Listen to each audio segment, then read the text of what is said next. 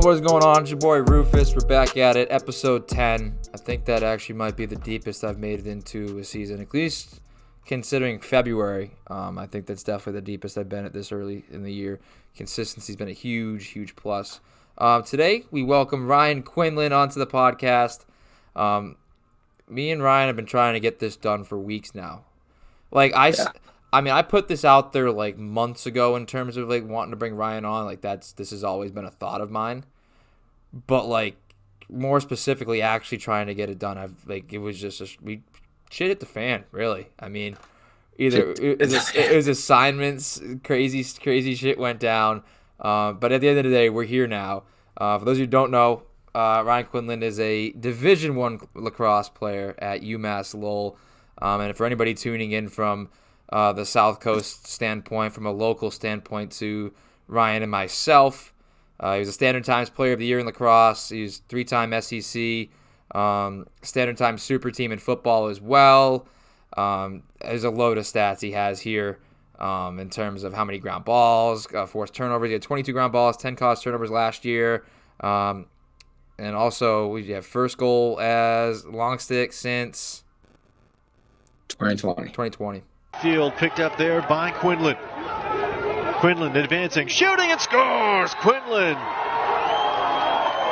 Off the turnover, Quinlan finishes, and UMass Lowell on top 6-1. Off the bounce, gets it by Dolan. That is the 15th shot on goal for UMass Lowell here with 1:31 left in the second quarter.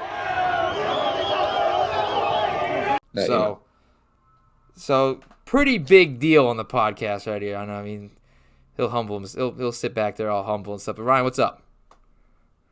Not much. Just got out of practice, like you were saying. We're like 3 days now, 3 days away from game day down in Hamden, Connecticut. We're playing Quinnipiac for the season opener, and we lost by one goal with 6 seconds left on the clock last year. So definitely looking to turn the tide on that. Buzzer beaters in lacrosse. I didn't even. Is it now? How does it work? How's it work with lacrosse? Is it the second it leaves the stick, or does it have to be over the line by the time the buzzer's like hockey? Like it has to be in the actual net?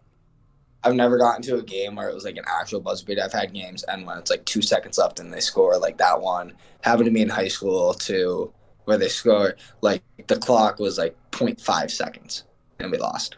We didn't win that one either. You remember the ones you?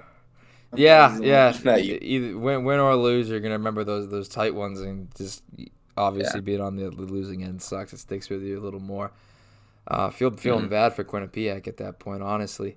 How you feeling about how the team's progressed? No, we had a down year the year before, and my junior year when COVID hit, they were 500 and they were looking pretty good going into conference. So definitely looking for a bounce back year this year. New coach, he's done a great job. 3 new coaches, head coach, 2 assistants, and all 3 have done a great job. And just really, we feel really well prepared, better prepared than last year, and just ready to attack this game and this season. Yeah. But we'll get back to lacrosse. Like I said, I want to build up to that. We're gonna go with some takes now, modern NBA and a little bit of Super Bowl, because we like to make our picks. We shoot the shit on sports a lot. Just with whatever private stories, everything. Like we're always going through our takes.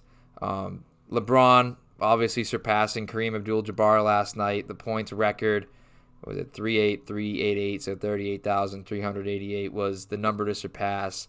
What are your thoughts on it in terms of LeBron as an all-time scorer? Like, I've never been wowed by, I've never seen him as a true scorer. I've seen him as a great basketball player, and his longevity, I think, has played into it more. But what do you see it as in terms of, like, an accomplishment that separates him, or did you look at him as the same player regardless? I mean, he's just averaged 30 points per game for, 15 years, and that's just crazy. Most people don't see him as a scorer. He's just a really well-rounded basketball player, but if you average 30 points per game, you're clearly a scorer. You clearly put the ball in the basket. And, I mean, yeah, he's the greatest longevity player ever. Like, there's no doubt and there's no denying that. I don't think he's the greatest basketball player ever, but I think he's the best at what he did for as long as he did it. Yeah, I think that's like what that number supports the most is that he just the consistency over time, and also the league too. I think there's some inflation because MJ's fifth all time, and I think that MJ very like in this modern NBA, like the rules are different. Same with Kareem. I'm sure it'd have been different for any of those guys that played back in their eras in terms of how the game like advanced and developed over time. And that's my thing with LeBron too. Is like I think he's one of the greatest basketball players ever. I don't think he's truthfully the greatest one. I give it to MJ just because I'm a huge fan of MJ and how he elevated his teammates as much as him, how he was able to do it mentally. That's the way I see it. But that's my personal preference. Reality is you can't deny what LeBron's done. No, But like, definitely can't. when you look at the total number of points, like, do you think having that record changes LeBron's greatness at all, or did you think that regardless of that record or not, that he's kind of like had like his legacy is what it is, even before the record? I think like Jordan fans like myself and you and like every other Jordan fan, like I don't think that changed a thing. But like I think the gap from 3 to 2 really separated. You know what I mean? Like there's no arguing like, oh, maybe Kareem, maybe Kobe, maybe that. No, there's no more argument. It's LeBron and Jordan. It's Jordan, LeBron. Yeah, that's the way I see it. Is that it didn't really change my opinion on Jordan because Jordan's 6-0 in the finals, all the MVPs, the defensive teams, like that's set in stone. That is what it is. On the other hand, now you look at LeBron, like his separation again from a guy like would compare him to like Kobe and the Kareems, Shaq, Larry Bird. Like he's separated themselves from those players. My only thing with the whole moment, like I was watching it, it was a really good basketball game overall. Side note: Oklahoma City's future is incredibly bright. They're just tanking for Wembanyama. No, they're not. They're 500. They might make the playoffs. They're not gonna tank. We're actively trying to tank, and we're still just collecting capital, and they're still winning. Like they're just, I don't know. They're in terms of their like production, their player development people are going to have GM jobs for the rest of like time because every time like they're probably getting hired away yearly to be GMs of basketball teams because of how well they develop players at the level they're at. But that's my side note. There was like 10 seconds left in the third quarter. I was so enamored by the fact that they did the whole thing. They stopped the moment. There was like I get it if it was like midway through like the fourth quarter or something, like you can't wait till the end of the quarter for that. There was like 10 seconds left in the third quarter, and I just thought it was super strange that they just stopped the whole game with 10 seconds left in the third. Like, why didn't you just let the third, like, just let the next possession take place, and then, like, that was the only weird thing for me. Everybody wants to be critical of the F-bomb or what he said. Nah, like, dude, it's an emotional moment for him. His kids are there. Everybody's there. Like, listen, like, he's just overcome with emotion. The dude's put a lot of work in. He came from, he didn't come from anything really. No one, and what he did come from was a lot of expectations. And when you go from being on magazine covers when you're 17, 18 years old to now being the greatest all-time scorer in the NBA, regardless of what you think of the dude, you have to tip your cap. Yeah, definitely. And just, what was I gonna say? Like dropping the F-bomb, like, are you not going to drop the F-bomb? He probably broke the hardest record in basketball ever. And you can't really be critical of that, It's just an emotional moment. I was just like, are people really going to nitpick like the F? Like, it caught me. Like, I was listening to it. I think I checked my phone all of a sudden. I heard it. I'm like, oh. And I'm like, but like, I'm like, oh, like they let it slip. And there's a reason they let it slip. But they're not sitting by a dump button with this guy. They're just like enjoying the moment. So it's like, again, these are just the people that want to be critical of everything and just want to be negative all the time. Like, that's my thing with LeBron. Like, there's things that he says I don't agree with. There's things that he does, whatever. Like, I was critical of him with him saying, oh, I wish I could just go to Starbucks and get my coffee. Like, dude, you're about to break the biggest record in basketball ever, and now you want to be normal? Like, when all you've done your entire career, you had a free agency special for where you were going to make your decision. You had the decision. No one had ever done that before in their life. And now you just want to go get a cup of coffee and be normal. Like, I get it, but like now you have this, you have a responsibility. So I don't have a problem with what he said. And like he put it on himself. Like he said that like, oh, I just like, yeah, like making that decision and then like you're contradicting yourself at like the same time. Yeah, so like I said, like I get athletes that want to just be normal sometimes, but at the same time, there are some people that do get underneath the radar and do their thing and put their hoodie up and just go and do things. And there's people like LeBron who kind of bring it upon themselves in terms of like all of the different eyes they bring upon themselves, I guess I should say. Yeah. So that's pretty much it with LeBron. I mean, I don't want to get too crazy deep into it. Like I said, I don't think it affects either one of us in terms of what we think it affects his legacy. Like maybe, like you said, in terms of 2 or 3, I think that he's pretty much been set in stone as one of the greatest ever, and he's gonna have to, win 3 or 4 titles in the next 5 years for me to consider him to be on Jordan's level, and I don't see it happening with the state of the Lakers. Next up, we got Super Bowl, we got Chiefs-Eagles, we get the Kelsey Bowl. What were your thoughts of it being the Kelsey Bowl, and what did you think it was going to be when you were looking at this bracket? Did you anticipate this being like the 2 1 seeds playing each other? Because I feel like that never happens. Yeah, no, I definitely think if Brock Purdy doesn't go down, they have a much better shot. I think a lot of people think that. But I don't know. You can't really think like, oh, if this, like it happened. Like you can't go back and be like, oh, if this happened, then like no, what happened is what happened. I always like from the beginning of the year, I said Bills or Chiefs are winning it. So I still stand by that. I think the Chiefs are going to win it. But like that week 1 against the Rams, the Bills looked unstoppable, and then they just got injury, and it was just like it was tough to see because I honestly think they would have won it. But yeah, they're just they have the best player in the world. Patrick Mahomes is the best football player in the world. Like I don't think there's no denying that at this point, right? No. Like maybe Aaron Donald had a case last year, but like he's not in the playoffs anymore. So he's no longer the best football player in the world. And then you look at the impactfulness as opposed to the best. So like Donald was a wrecking ball and his impact. It was very impactful for his position, more impactful than I think anybody's ever seen the defensive tackle position become. But you just look at Pat Mahomes and what he's done in his first 5 years. Like it's incredible. It's incredible what he's done since becoming the starting quarterback for the Chiefs. And I saw a take out there saying too, where it's like, how long do we have to wait if he continues to play like this before we start to consider him into that conversation with the greats? Like how long? Because like it's clear right now, right? Like barring anything major, a major disruption. And I'm talking like I would say, yeah. What was it? Like barring anything, like he goes like can't play football again. I mean, like I'm talking about like DeMar Hamlin level of like controversy here. Like this is like what the only thing that will stop him. Like how long are we gonna wait? And like he goes and wins this one.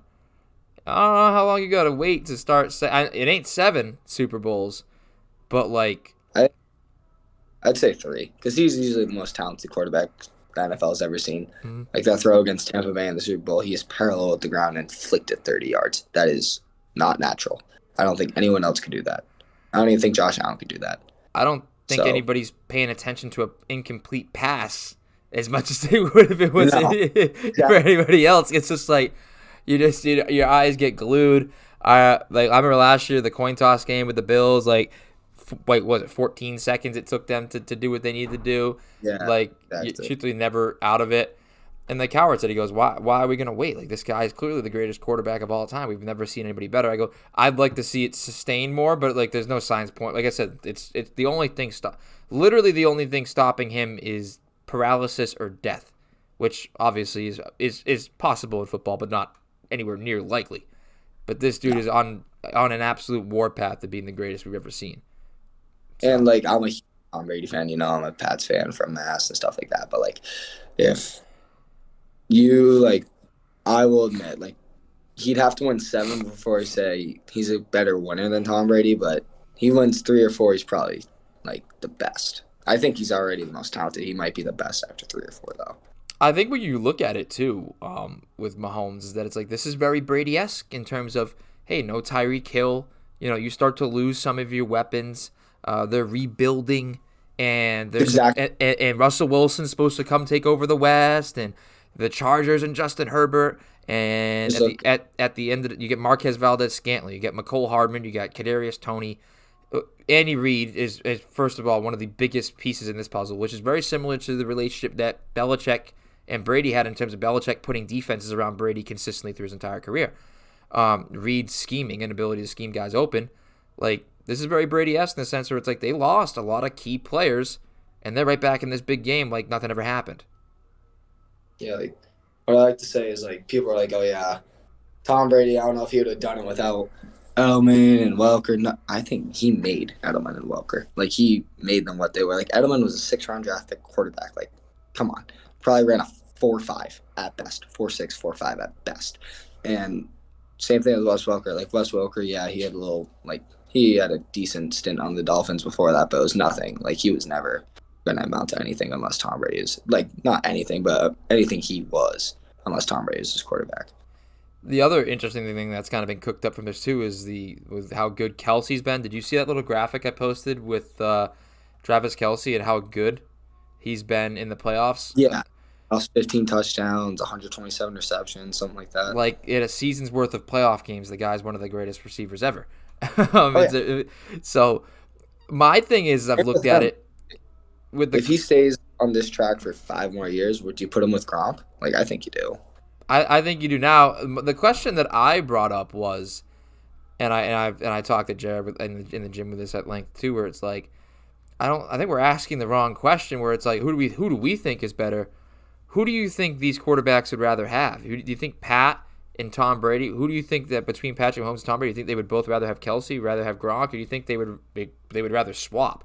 Like if Patrick Mahomes had prime Gronk in a scramble drill, would that be better than having Kelsey? And would Tom Brady captain check down? Would he rather have Kelsey than would he have? Would they like? You know what I'm saying? Like that's the interesting conversation for me. Do you think that they would, that both of those tight ends would actually be better with the other quarterback? I mean, that's just a that's very crazy scenario, but crazy.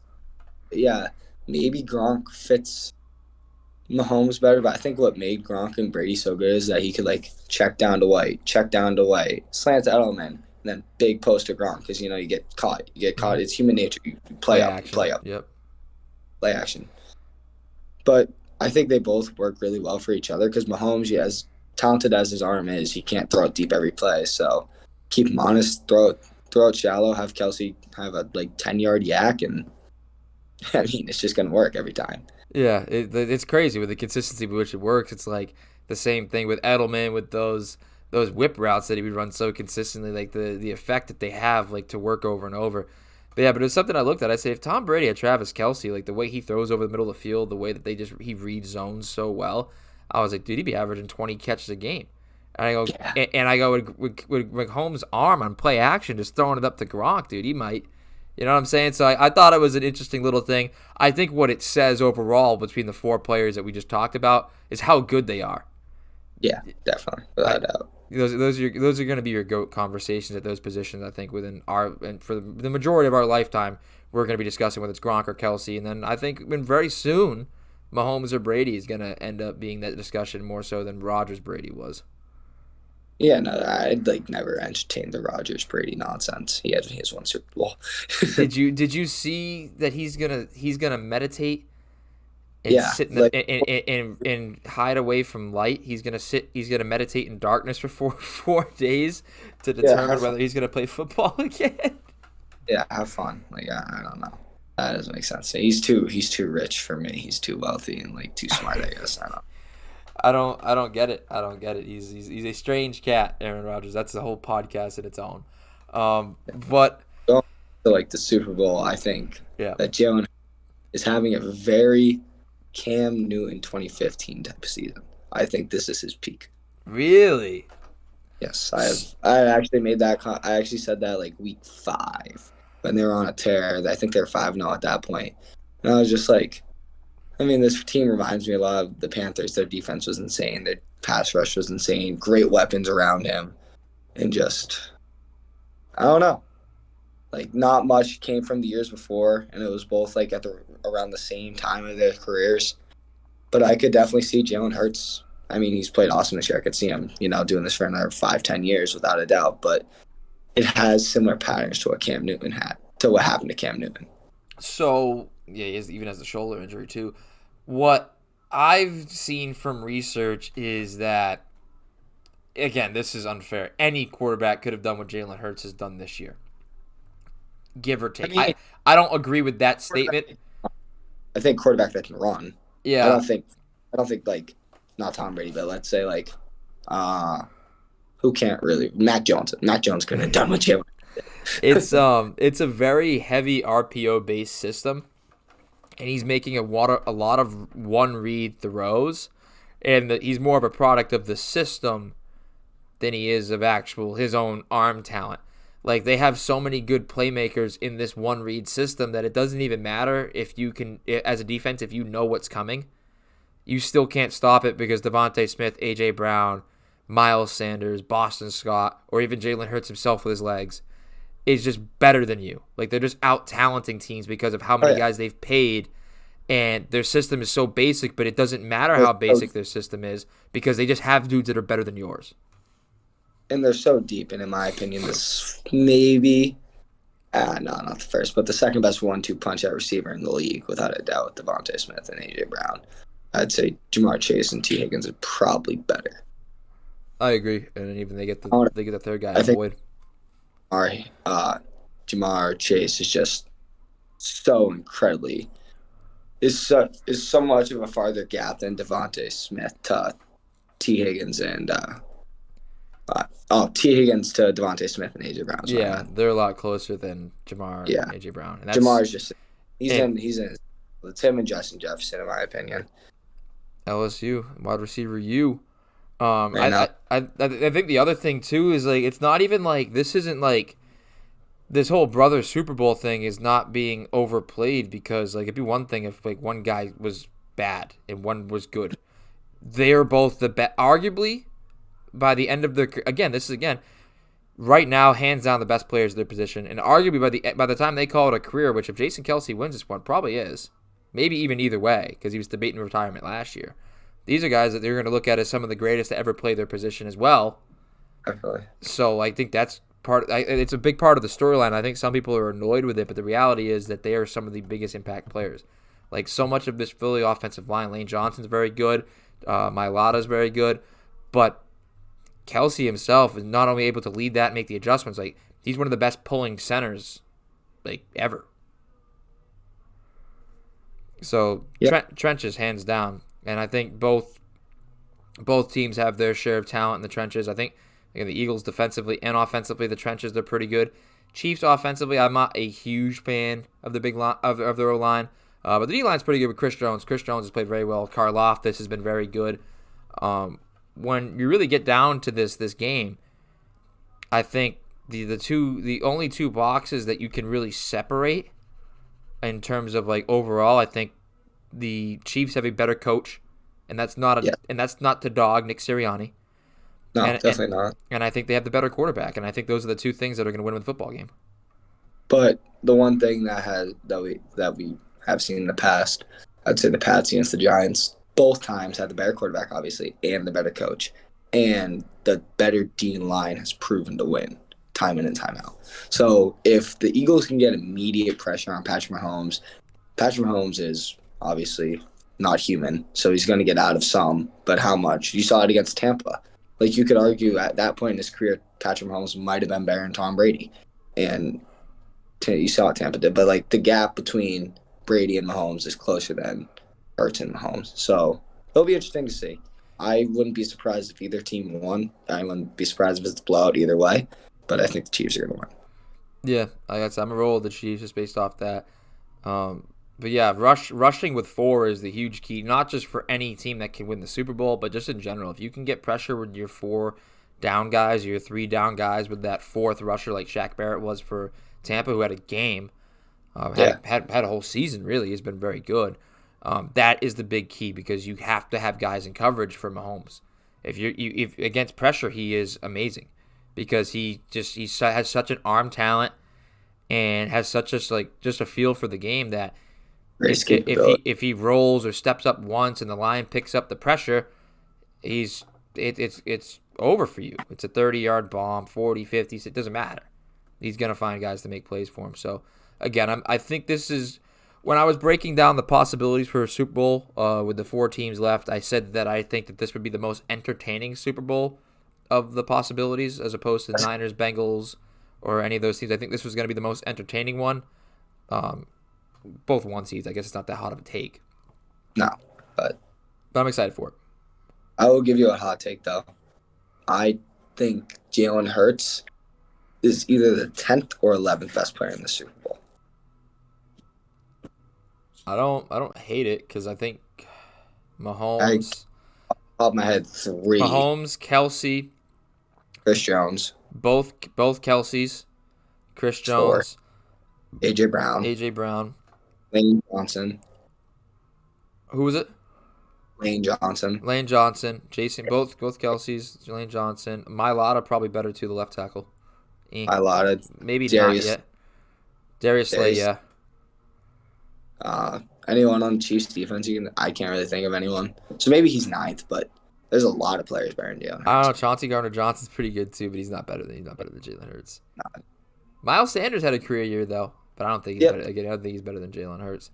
I'm trying to think of anybody else on the Chiefs that is really worth a shout. I don't really have anything other than Karl Loftus has had a great year, but he's only a rookie. So, but yeah, no, he's not. There's just a lot. Devontae Smith. Yeah. Nah, I think the other. Yeah, no, I'd say that he's in the ball. He's not as. I don't think it's not him versus Mahomes. That's what I think the reality of this one is. This is Mahomes versus the Eagles. Is more or less the way I see it. Definitely. It's gonna come. That's what it's gonna come down to. The other thing I've seen with Jalen Hurts that's confused me is the fact that Bama fans continue to try and claim Jalen Hurts. I don't know what your thoughts are there. I'd say they were right. They do and they don't. They did bench a guy in a national championship game. Like I was like, he didn't like. I don't know. It's hard for me to. It's part of his story though, so I get it. More so than he doesn't resent Bama at all.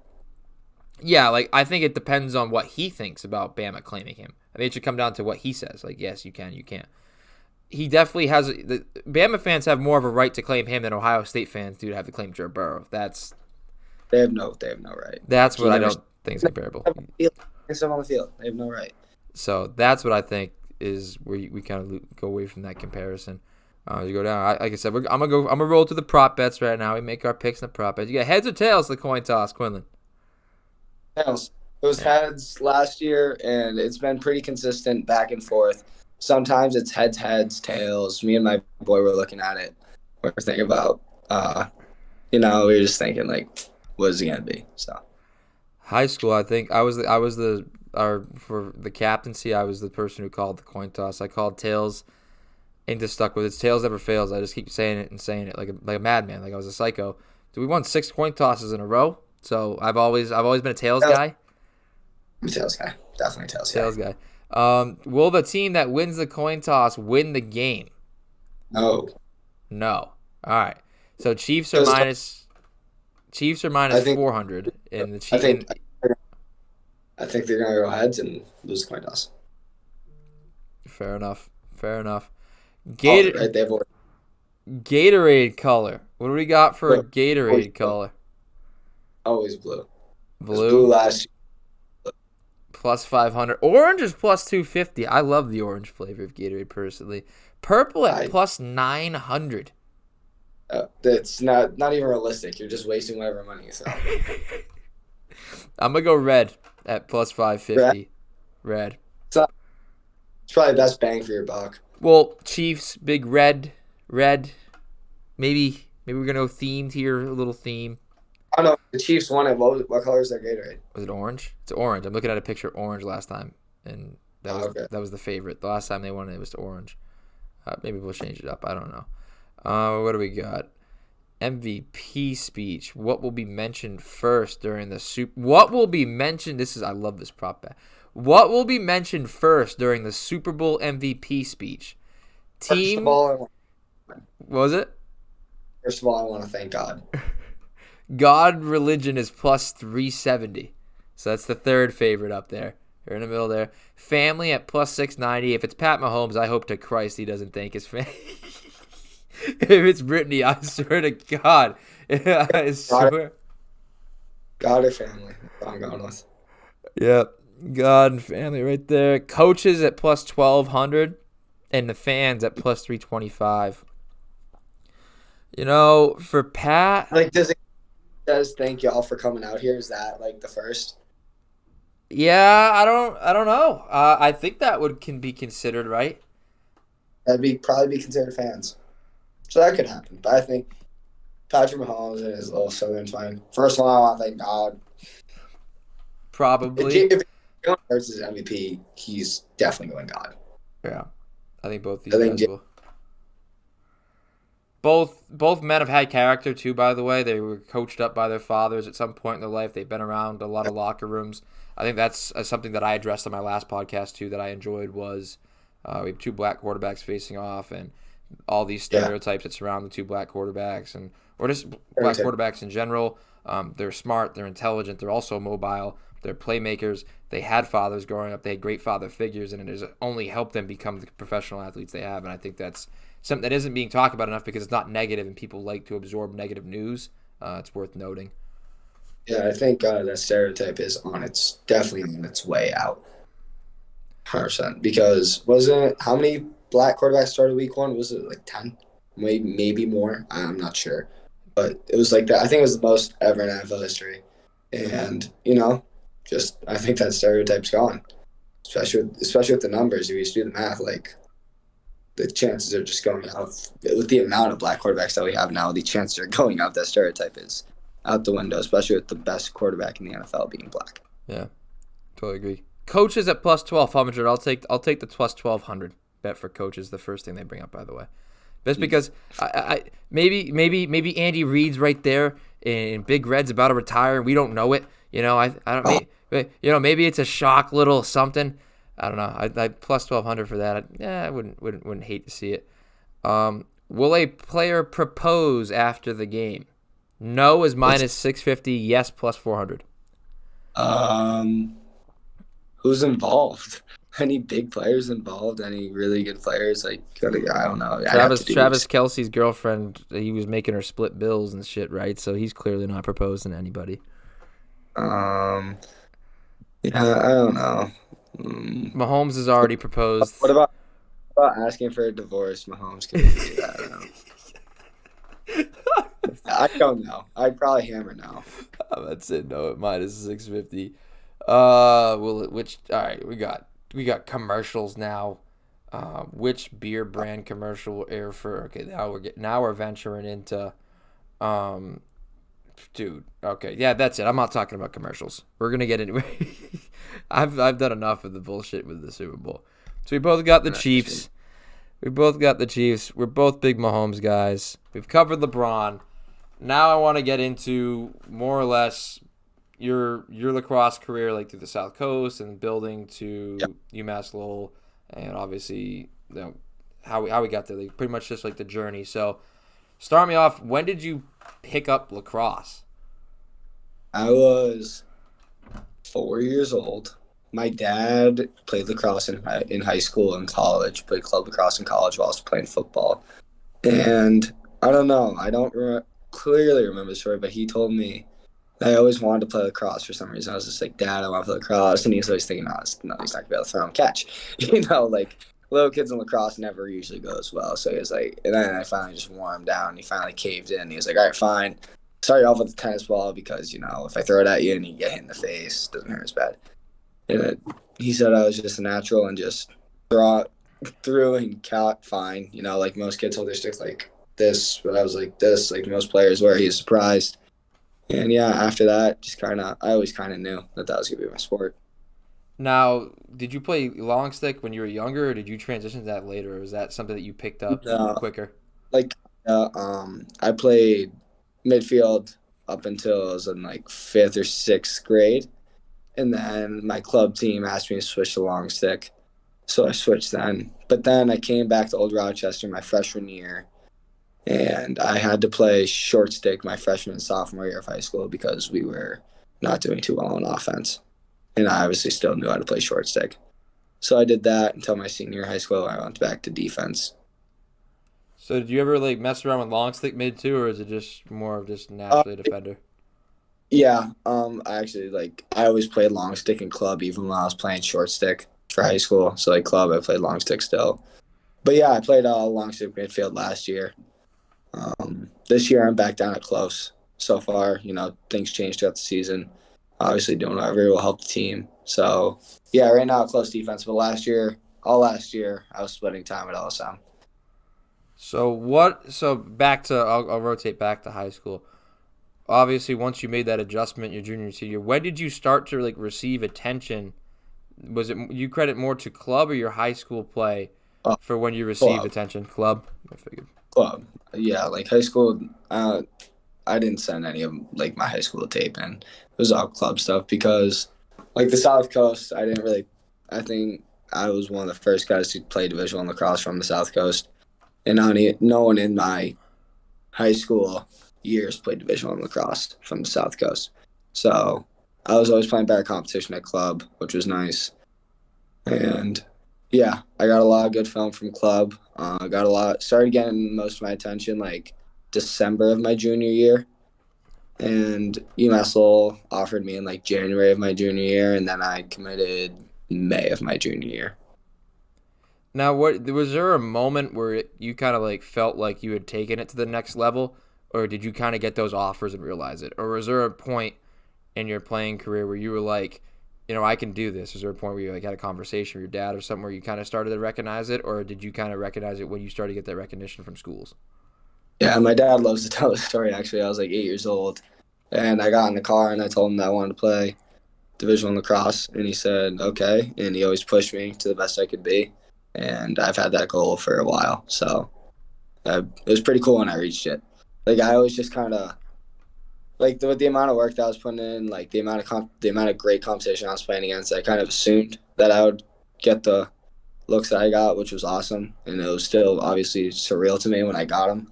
But yeah, I always wanted to play, and if I didn't get any offers, I think I would have tried to walk on anywhere. Like there's So PWOs, all this stuff like that. yeah, Now, exactly. But I was I didn't cut you off there. My bad. I, I was just always focused on playing college lacrosse, more like definitely Division I, but at the very least college lacrosse. And uh, I'd say like when I kind of realized that I would be able to is when I got that offer from Lowell. When they saw me play in January, inside actually at Bryant, they saw me play because it was like a joint prospect day, and they saw me play. And I reached out to them actually first, and they said, "Yeah, we were gonna reach out to you. We loved how you played," and they gave me an offer, and that was awesome. Fair enough. Probably one of the best, definitely one of the best moments of my life. It was cool. Were there any other schools that had reached out to you prior to Lowell that had been on your mind, or was it just straight up like it came to you, slam dunk? Lowell was the one. Yeah, a few other schools reached out to me, but when Lowell offered, I knew immediately. My dad made me wait till May, Oh, so you were ready to pull the I knew trigger way before May. I was told to wait. So yeah, love it here. It's been great. Now, just a little detour. Your sister signed what as a sophomore this year? Josh, she's a junior. Junior She's now. just Okay, very, my bad. Verbally, she's yeah, very okay. the best D2 school in the country. So she's a stud, obviously too. Definitely could have played Division I lacrosse, but they offered her quick, and she was like, "Going to win a lot of games. Probably going to win a national championship there. I'm doing it. Let's go." Fair enough. Slight detour. But yeah, she's a Clearly, stud. clearly runs in the family. Now, Yeah. getting to Lowell, when was there a big adjustment with college lacrosse, or do you think that the competition and club had you pretty fairly ready for it, or were there any big was there a big adjustment you had to make, or was there any specific adjustments you made? I wouldn't say like the stick skill adjustment. There was no stick skill adjustment really. It was just like, oh, I'm playing against 23-year-old men, and I'm 18 or 19. And it's just like it's different, Like I can still throw and catch as well as these guys and everything, but some guys are just a little bit faster than me. You get faster as you get older, and some guys are just like stronger than me. Even if I'm not a big weight room guy, obviously, but like even if like we had a freshman last year squatting like 450, 500 pounds, but he was still like getting pushed by other team senior defensemen. Like just the older you get, the stronger you get. So yeah, it was There's definitely an adjustment, strength and speed wise. there's something to be said about grown man strength, and when you go up against like a fifth year grad student and you're a Yeah. freshman, you definitely did. You get a welcome to college lacrosse, welcome to Division One moment? Um. Welcome to Division One. Well, yeah, we were playing UMass Amherst at UMass Amherst. It was snowing. Sucked. It was like a regular situation. I had him right where I wanted him, and if we were running even down the sideline, and he knew I was going for all his stick, just trying to throw a takeaway check.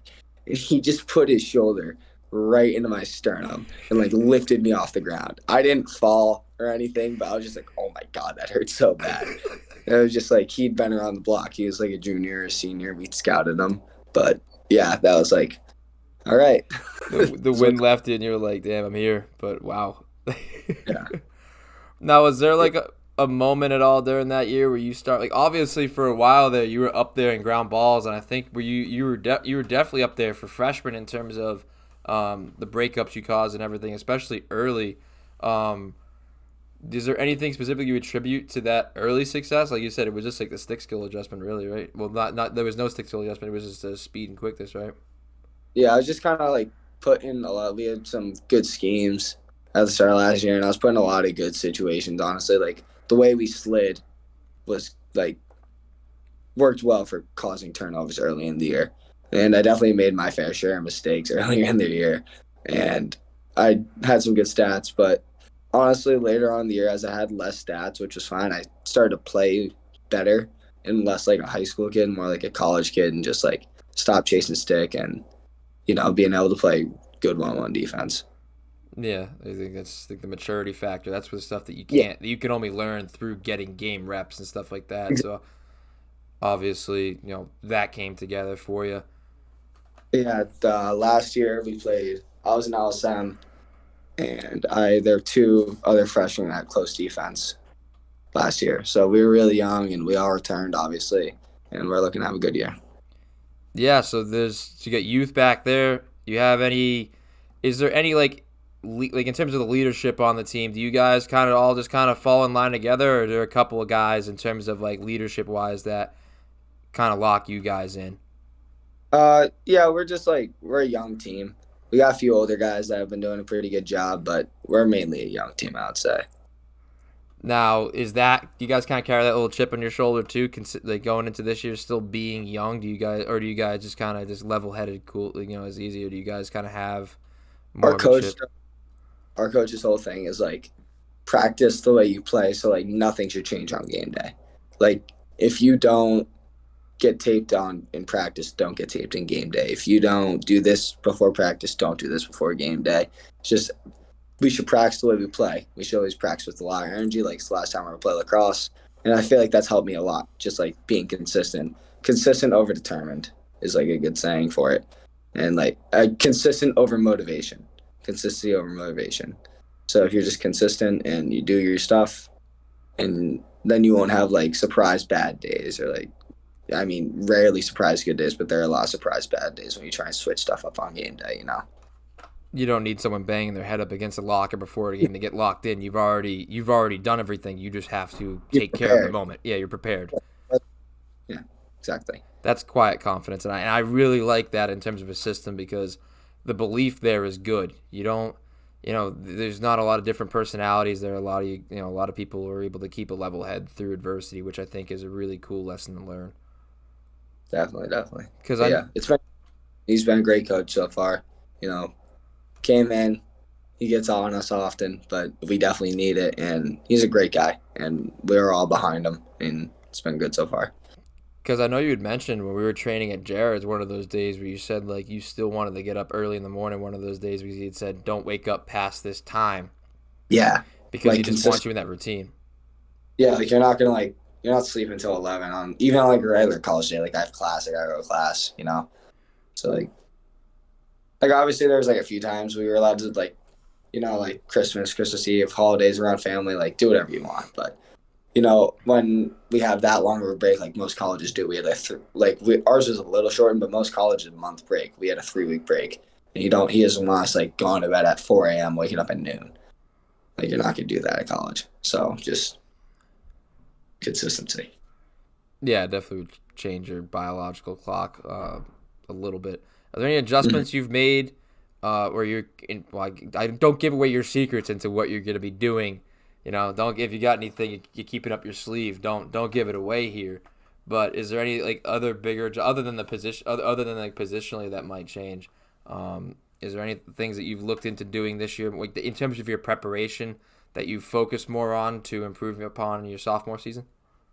Uh, yeah, just like my off-ball game last year wasn't great, so I've been trying to improve on that definitely. And just playing low, like staying low, playing low, as our defensive coach always says. Like I play low, high. I'm a tall guy. We're all tall. We're all over 6 foot at the back end, and we just gotta work on playing low. And if you play low, you're like forced to like turn your head, look away. And you just feel more engaged when you're low. Like you don't see a linebacker playing straight up. You don't see like a D lineman not in a 3-point stance. It's very similar. If I played high as a defensive tackle, life for me would be very short. Yeah, You, exactly. you take on a double team high, you're going to be in a world of hurt and trouble, and you're not going to be on the field long, whether it be due to injury or just the fact that you're getting your ass kicked. So I think that's like really any. Like the more I associate with all sports is like that athletic position, that low stance really does have an impact on just success in general. I guess that athletic stance. I do got to ask you too in terms of training. I have to bring it up. We, Yeah. we got the logo up there, the 5-weight performance strength conditioning. You guys can see on the screen. That's how I met Ryan, guys. I met Ryan training with Jarrid Antil. I probably should have thrown that in with the intro, but I've been training with Jarrid. Well, I trained with him when I was pretty much like Ryan's age, like 18, 19, and then like right around would have been like the time where you were going to school was like with the position I was in. Had my hiatus. I'm Yeah. back now. Um, in terms of like the training there, when did you start putting in like that extra time with Jarrid on top of like, and what made you like make that decision? So like, when did you start training with Jarrid, and what made your decision to kind of make that next step?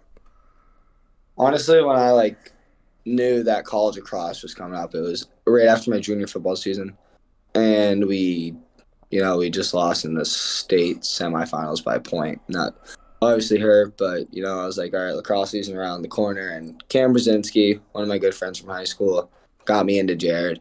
He was like trains all athletes. Obviously, I know you're more of a lacrosse guy, but trained me all last summer, and he's been great. So that's how I got into Jarrid, and then when I told Jarrid, like, yeah, I like that was at that time I was getting interest. I didn't have any offers yet, but I told him where I was getting interest from, and we just kind of took off from there. And I've been with Jarrid for what 2.5, 3 years now. It's been great. Yeah, it's a fun environment there. I'm excited for the new spot, big Yeah, me time. too. Big Um, time. but definitely a positive environment to be in. Like again, getting to meet people like you is a huge plus, which I think, and being able to Hmm. work out with a Division 1 athlete too, understanding that like that's the level you can push yourself into. What you're capable of too. That's what I think the most for the younger kids, like the Jets of the world and stuff. That when they get to work out with you, like at least I hope that a kid like Jet or anybody really, those younger kids look up to a kid like you playing Division 1 sports and can start to mentally look at like, hey, I'm doing the right things here, but like here's a guy that I can be like, here's a level I can get to because I see a kid like you, in there doing the same thing that they're doing, and if they put in the time that you put in, they can reach that level too. I think that's a cool thing. Yeah, like you become a role model quicker than you think when the people are young. You are surrounded by younger people. Like I obviously like looked up to Cam. He's a year older than me. Looked up to Jarrid, obviously, and it's just like, oh, now there are kids younger than me in my position when I was a high schooler, and it's like now I have kids looking up to me, and it's a pretty cool feeling. It's what makes the world go around, and just hope to do the best I can. I mean, even with Owen too, a little kid like Owen, it's like just such a unique environment. But I think people underestimate the fact like the impact that they can have on people, even if it's slight like that. So I think even just you just going in there handling business, understanding like, kid's a Division 1 athlete, all of a sudden like again it just hits people different. But then the way you carry yourself and stuff too, obviously rubs off on you at least hope that rubs off on the kids that are behind us because we see it. We see the kids that are in the grind and the kids that are kind of just the parents are paying for it, but they're not totally bought in. They got to figure it out. So you just hope you can be the most positive role model for them. Definitely. We got fan questions here. We got viewer questions for Ryan Quinlan, and I have a feeling I know the source of these questions. But anyways, here we go. Rumor on the street is that you got a girlfriend now. Do you think that has made you softer as a player? Uh I don't think so. I still yell a lot if that's from the teammate that I think it's from. No, I don't think that made me softer. All right. Question number 2.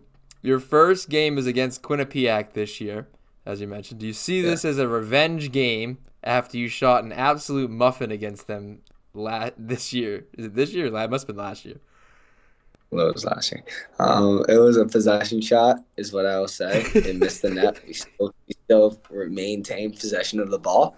But like I said earlier, like no revenge. We're trying to do everything we can to stay consistent, stuff like that. And last question: do you think anyone on your team has a shot of making America East All-Rookie team? America East All-Rookie team. Right now, it looks like we got a freshman goalie starting, so he's definitely got a great shot. And we got a few other freshmen playing, one attackman who's done really well for us.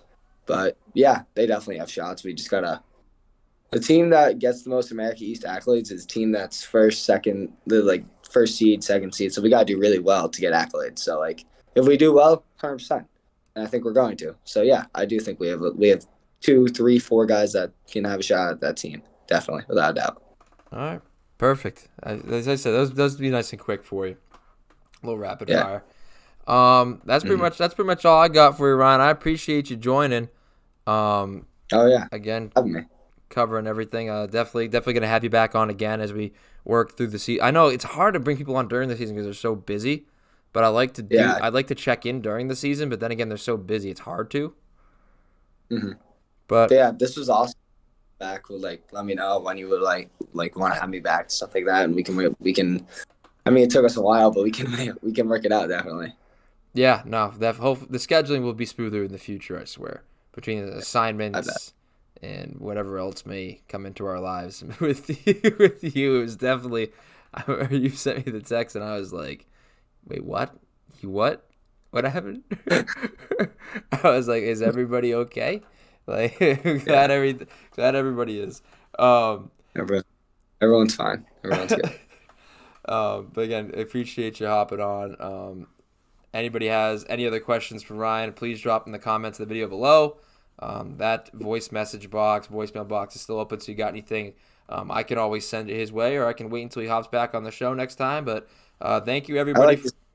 I'll say what the surprise is. I like the surprise. I thought the questions were great. I knew exactly where they came from. I didn't know which teammate, but I was like, I read the first question. I sent them to Jarrid. I was like, I'm not letting him know about this in advance. I think this is just too funny. But it's the most it was for me lacrosse jargon in terms of just how I read it. It just, I knew a lacrosse player typed those in. For me mentally, I just read it. You know what I'm saying? I know what you mean, definitely. Not to throw any stereotypes there at you. I never played the sport. Not stereotyping you guys or anything. Totally understandable. But I appreciate you tuning in. For Ryan, Quinlan, myself.